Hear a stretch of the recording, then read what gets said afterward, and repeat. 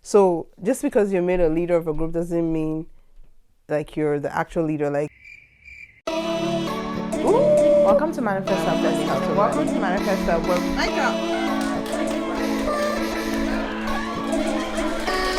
Did you press play? Hi everyone, my name is Toluade and welcome to Manifest Hub, where we help young adults and young adult leaders build and cultivate and engage in young adults ministries. Thanks again for joining me for yet another episode of Manifest Hub. So, if you haven't subscribed, what are you waiting for? Just click on the subscribe button below and join our wonderful family. Today we are going to be talking about 5 mistakes new leaders make.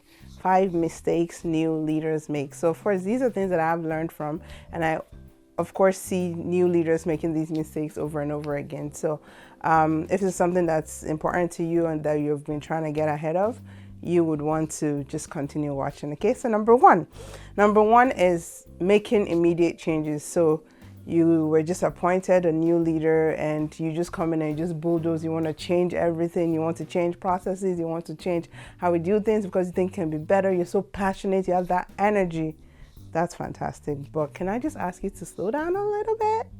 You got to slow down a little bit because you have to do number 2. So number two mistake new leaders make is not observing their environment when they come in, right? So they just come in again, wanting to change things, wanting to get right to work, but you need to observe your environment. So you need to know who the people are, like who are the unspoken leaders.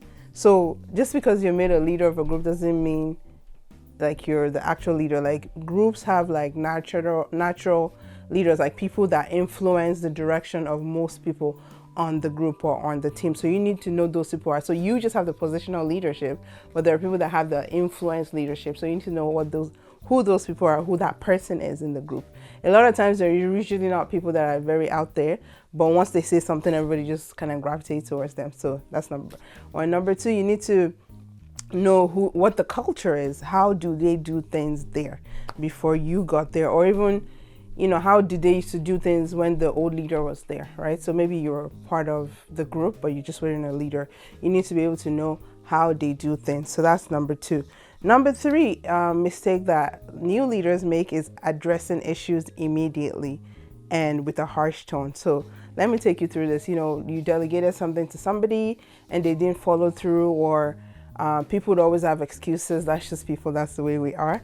And, it sets back a lot of timelines, or they don't meet deadlines or whatever, and it just kind of brings the team targets down or something like that. Obviously you're upset. Obviously everybody else is upset too, and a lot of times we feel like if we don't address it, other people are going to think you're condoning that and they will think it's not fair, blah, blah, blah. So you want to address it right away, but then at that time you're still upset, you're angry, so you're most likely going to speak out of that anger and it's not going to come out just right. So take it from somebody that has made this mistake several times. It's never a good way. A lot of times you just want to wait and just let things kind of die down, let everything pass.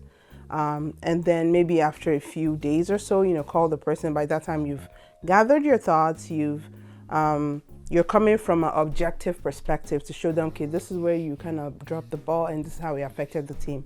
And at this time it's nothing personal. So the person is more likely to take your feedback, as opposed to if it was done in the heat of the moment, they will get defensive and you don't get your point across. So number 4 mistakes that new leaders make is not addressing issues.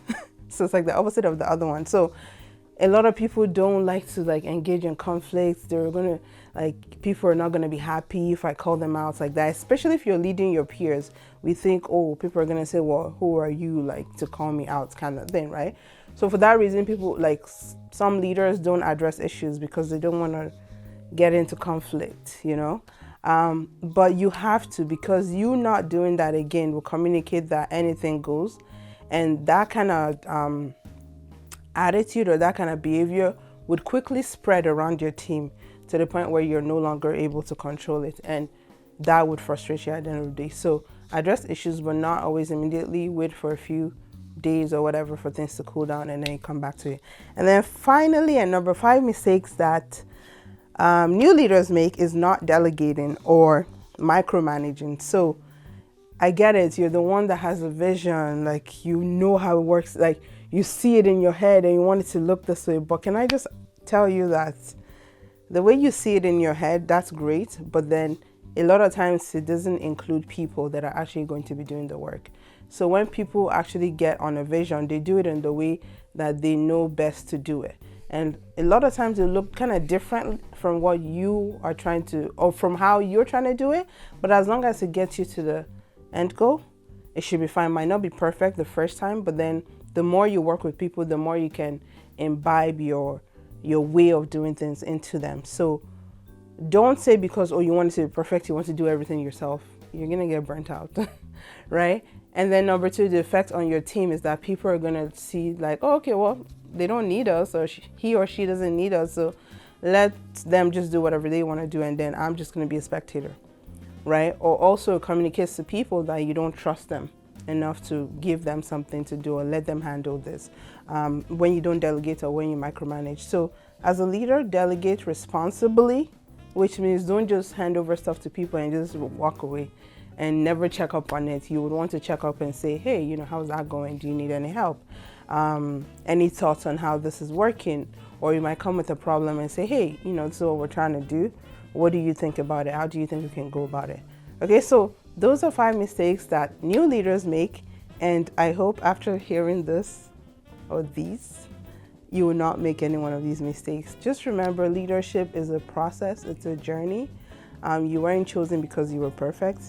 You were chosen because you were chosen, right? And you weren't chosen because you're just better than everybody. Again, it just happens to be you, right? So just, give grace to yourselves and just continue to learn, continue to relearn, and continue to unlearn. So that's about it. Thank you so much for joining yet another episode of Manifest Hub. I hope to see you in the next video.